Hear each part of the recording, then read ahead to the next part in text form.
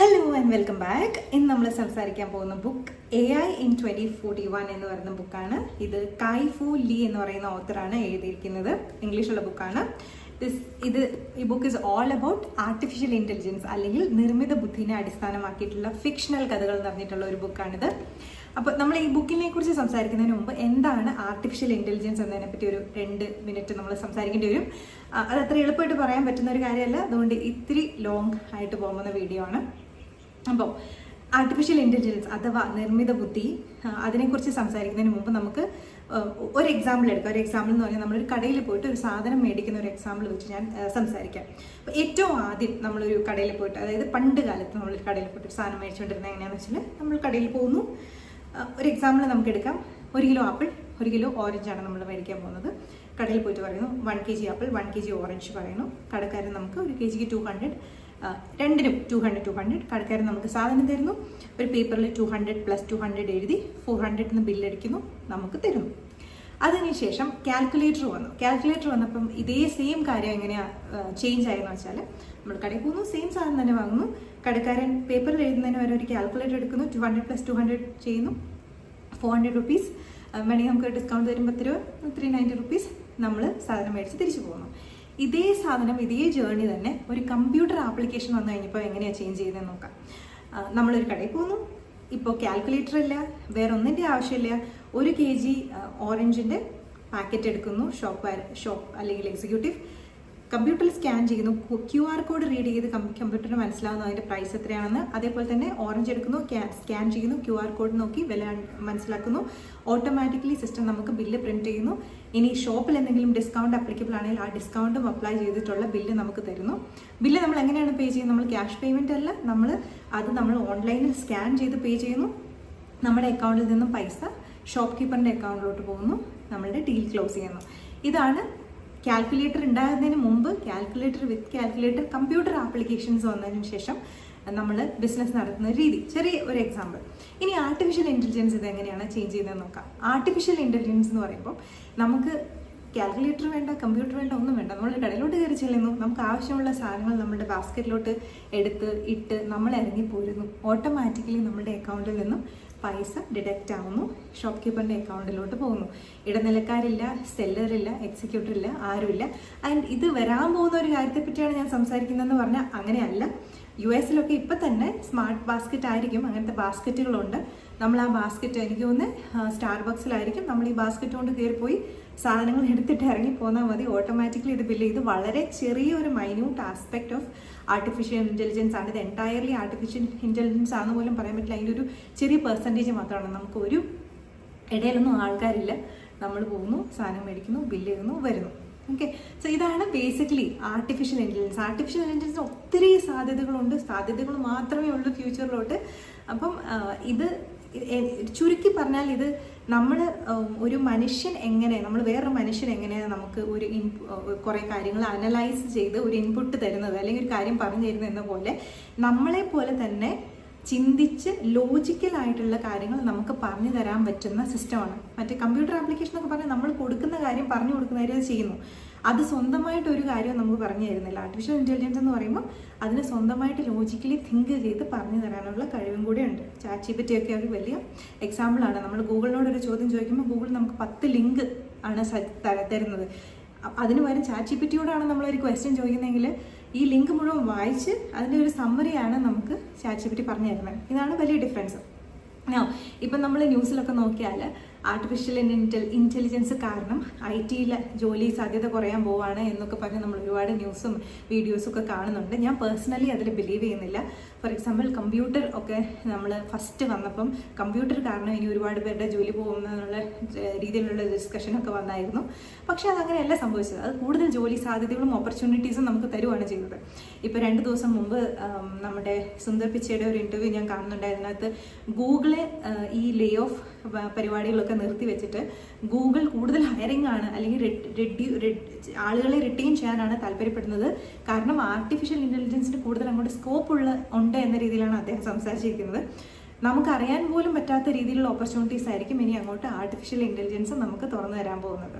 അപ്പം എനിക്കിപ്പോഴും ഇതൊരു നല്ല ഓപ്പർച്യൂണിറ്റി ആയിട്ടാണ് തോന്നുന്നത്. പോരാത്തിന് ഞാൻ ഈ ആർട്ടിഫിഷ്യൽ ഇൻ്റലിജൻസിൽ ഒരു ഡേറ്റാ സയൻസിൽ ഒരു ഓൾമോസ്റ്റ് 1 ഇയർ കോഴ്സും സർട്ടിഫിക്കേഷനും ചെയ്ത് പ്രോജക്റ്റും ചെയ്ത് റെഡി ആയിട്ടിരിക്കുകയാണ്. ഇതുമായി ബന്ധപ്പെട്ട ഓപ്പർച്യൂണിറ്റീസ് വരുമ്പം അത് ചെയ്യാൻ വേണ്ടിയിട്ടും അതിൽ കൂടുതൽ എക്സ്പ്ലോർ ചെയ്യാൻ വേണ്ടിയിട്ടും.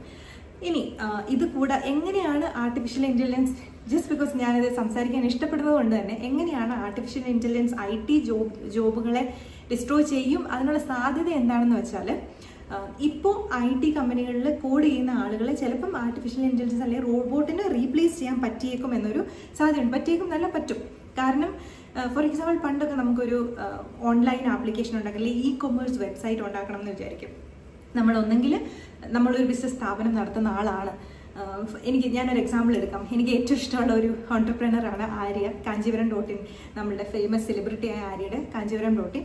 അപ്പം അവർക്ക് ഓൾറെഡി ഓൺലൈൻ ഉണ്ട്, പക്ഷേ ഇല്ലയെന്ന് വിചാരിച്ച് എടുക്കുവാണ്, ഒരു എക്സാമ്പിളായിട്ട് എടുക്കുവാണ്. അപ്പോൾ അവരുടെ ഒരു കട ഓൺലൈനായിട്ട് അവർക്ക് എക്സ്പാൻഡ് ചെയ്യണം എന്ന് വിചാരിക്കുക.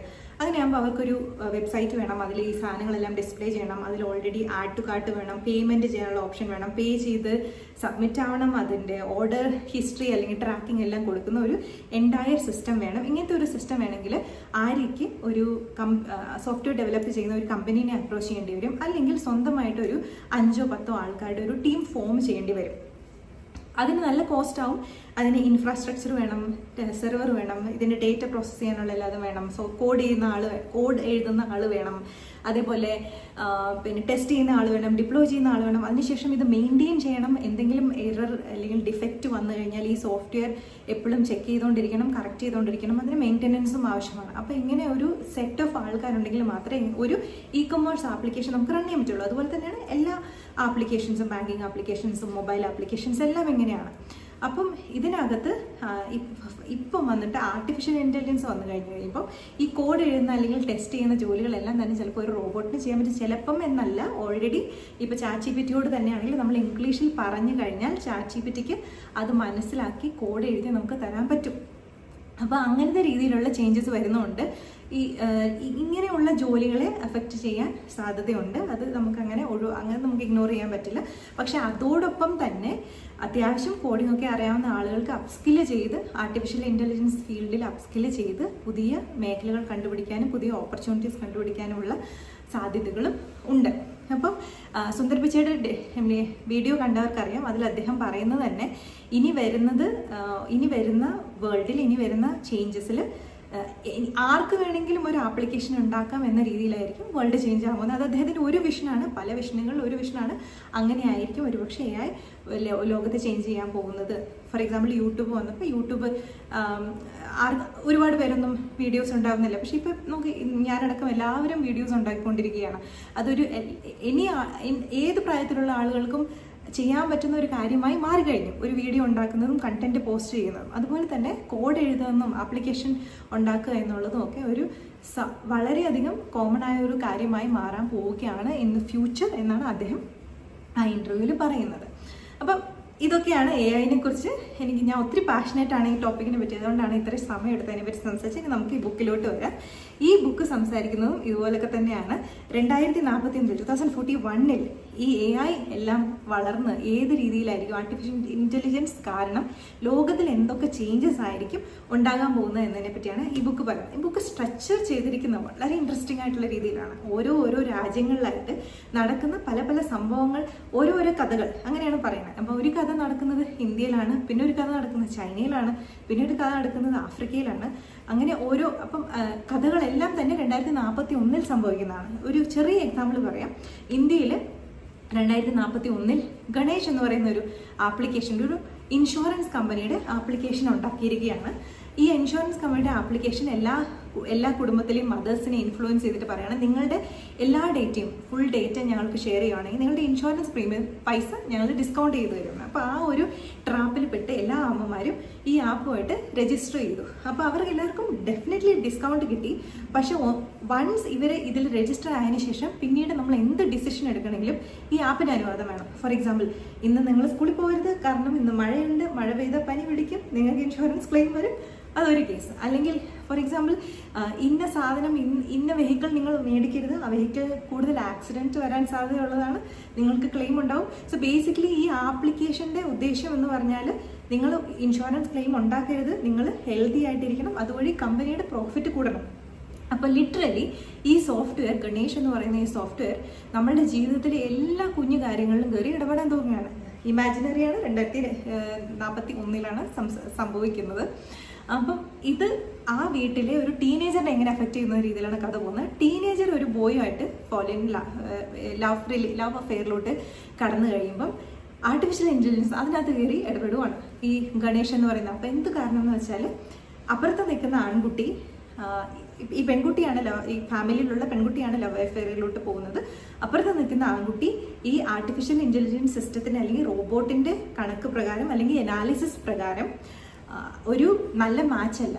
എന്നുവെച്ചാൽ ആ കുട്ടി വരുന്നത് ഫിനാൻഷ്യലി വെല്ലല്ലാത്ത ബാക്ക്ഗ്രൗണ്ടിലാണ്. അവർക്കിപ്പോൾ ഇൻഷുറൻസ് ഫ്രീ ആയിട്ടാണ് കിട്ടിക്കൊണ്ടിരിക്കുന്നത്. പോരാതെ ആ കുട്ടിയുടെ അമ്മ ഒരു സിവിയർ ആയിട്ടുള്ള ഒരു ക്യാൻസർ രോഗിയാണ്. അപ്പം എല്ലാ ഫാക്ടറും അനലൈസ് ചെയ്ത് ഈ ഫാമിലിയിൽ നിന്ന് വരുന്ന കുട്ടീനെ ഈ ഫാമിലിയിൽ നിന്ന് വരുന്ന കുട്ടിയുമായിട്ട് യോജിപ്പിക്കാൻ പറ്റില്ല എന്ന ഇൻപുട്സാണ് ഈ റോബോട്ട് അമ്മയ്ക്ക് കൊടുക്കുന്നത്. അതിനുശേഷം അമ്മ അവരുടെ റിലേഷനിൽ ഇടപെടുവാണ്. പക്ഷേ ഇവഞ്ച്വലി കഥ is going to be good. പക്ഷേ ഇത്രയ്ക്കും മൈന്യൂട്ടായ ലെവലിൽ നമ്മളുടെ പേഴ്സണൽ ലൈഫിൽ ഇടപെടാൻ ഒരു ആർട്ടിഫിഷ്യൽ ഇൻ്റലിജൻസ് സിസ്റ്റത്തിന് സാധിക്കുന്ന കഥയാണ്. ഫസ്റ്റ് തന്നെ തുടങ്ങുന്ന ഗണേഷിൻ്റെ കഥയാണ്, ഇന്ത്യൻ ബാക്ക്ഗ്രൗണ്ടിൽ നടക്കുന്നതാണ്. ഇതിനകത്തുള്ള ഒരു ചെറിയ കാര്യം എന്താണെന്ന് വെച്ചാൽ എല്ലാ ഹ്യൂമൻ ഡിസിഷൻസും മണിയുടെ ബേസിസിലല്ല, അല്ലേ? പലതും ഇമോഷണൽസിൻ്റെ ബേസിലാണ്. പലയിടത്തും നമ്മൾ റിസ്ക് എടുക്കുന്നുണ്ട്. ഇതൊക്കെ പ്യുവർ ബിസിനസ് ഒരു പെർസ്പെക്റ്റീവിൽ ഇവാലുവേറ്റ് ചെയ്ത് തടയാനും നമ്മളുടെ ഡിസിഷൻസിനെ ഇൻഫ്ലുവൻസ് ചെയ്യാനും ഒരു പക്ഷേ ആർട്ടിഫിഷ്യൽ ഇൻ്റലിജൻസ് സിസ്റ്റംസിന് അല്ലെങ്കിൽ ഇങ്ങനത്തെ ടൂൾസിന്, റോബോട്ട്സിന് സാധിച്ചേക്കും ഇൻ ദ ഫ്യൂച്ചർ എന്ന ഒരു കാര്യമാണ് പറയുന്നത്. അപ്പോൾ ഇതേപോലെ പല പല രാജ്യങ്ങളിൽ നടക്കുന്ന കാര്യങ്ങൾ പറയും. അതിനുശേഷം ഇത് വെറുതെ ഒരു കഥ മെനഞ്ഞെടുക്കുകയല്ല അദ്ദേഹം ചെയ്തിരിക്കുന്നത്. ഇതുമായി ബന്ധപ്പെട്ട റിസർച്ചസ് ഓൾറെഡി ലോകത്തിൽ നടക്കുന്നുണ്ട്. അപ്പം ഓരോ കഥയും ബിൽഡ് ചെയ്തിരിക്കുന്നത് ഈ റിസർച്ചിൻ്റെ മേളിലാണ്. ഇപ്പം നടക്കുന്ന ഒരു റിസർച്ച് അദ്ദേഹം എടുക്കുന്നു. ആ റിസർച്ചിന് ഫ്യൂച്ചറിൽ എന്തൊക്കെ ഇംപ്ലിക്കേഷൻസ് ഉണ്ടാവാം, എങ്ങനെയൊക്കെ അത് ചേഞ്ച് ആവാം എന്നതിനെ ബേസ് ചെയ്തിട്ടാണ് കഥ തന്നെ ബിൽഡ് ചെയ്തിരിക്കുന്നത്. അപ്പം ഇതൊന്നും നടക്കാൻ പാടില്ലാത്ത കാര്യങ്ങളല്ല, ഇതൊക്കെ പരമാവധി സാധ്യതകളുള്ള കാര്യങ്ങൾ തന്നെയാണ് അദ്ദേഹം പറയുന്നത്. അപ്പം ഇതിന് കഥ വായിക്കാൻ ഇഷ്ടമുള്ള ആൾക്കാരാണ്, ടെക്നോളജി ഒന്നും അറിയത്തില്ലെങ്കിൽ നമുക്ക് ഈ ഫ്യൂച്ചർ ഇവൻറ്റ്സ് വായിച്ച് നല്ല രസിച്ച് പോവാം. എങ്ങനെ ഇതിനെക്കുറിച്ചൊരു അവയർനെസ്സും വരും. പക്ഷേ ഇൻട്രസ്റ്റിംഗ് കഥയാണ്, അങ്ങനെ വായിച്ചു പോവാം. അത്യാവശ്യം ടെക്നോളജി ഒക്കെ നോളജ് ഉള്ള ഒരാളാണ്, ഇച്ചിരി ബാക്ക്ഗ്രൗണ്ട് ഉണ്ട് ഡേറ്റാ സയൻസിൽ അല്ലെങ്കിൽ ആർട്ടിഫിഷ്യൽ ഇൻ്റലിജൻസ് അല്ലെങ്കിൽ ടെക്കി ആണെങ്കിൽ നമുക്ക് ആ ടെക്നിക്കൽ സൈഡും ആ റിസർച്ചും കൂടെ ഇതിനകത്ത് അറ്റാച്ച് ചെയ്തിട്ടുണ്ട്. അപ്പോൾ ഒരു കഥ ഒരു ടെക്നിക്കൽ ടോപ്പിക് എന്ന രീതിയിലാണ് മൊത്തം ബുക്കും പോയിരിക്കുന്നത്. അപ്പോൾ ഒരേ സമയം തന്നെ എൻഗേജിങ് ആണ്, ഇൻട്രസ്റ്റിംഗ് ആണ്, അതേസമയം തന്നെ നമുക്ക് ഇൻഫോർമേറ്റീവും കൂടെ ആയിട്ടുള്ള ഒരു ബുക്കാണിത്. ഞാനിത് പകുതി മുക്കാലോളം വായിച്ചു കഴിഞ്ഞിട്ടുണ്ട്. ഇനിയും ബാക്കി വായിക്കണം. പക്ഷെ വളരെയധികം എനിക്ക് ഇൻട്രസ്റ്റിംഗ് ആയിട്ട് ഈ അടുത്ത് തോന്നിയിട്ടുള്ള ഒരു ബുക്കാണ്. എസ്പെഷ്യലി AI എന്ന് പറയുന്ന ടോപ്പിക് ഇപ്പം കത്തി നിൽക്കുന്നത് കൊണ്ട് തന്നെ ഞാൻ എല്ലാവർക്കും, ഇത് കാണുന്ന എല്ലാവർക്കും ഈ ബുക്ക് റെക്കമെൻഡ് ചെയ്യും. Thank you so much for watching. ഇനി ഒരു അടുത്ത ബുക്കുമായിട്ട് I will see you in the next video. Thank you and bye by.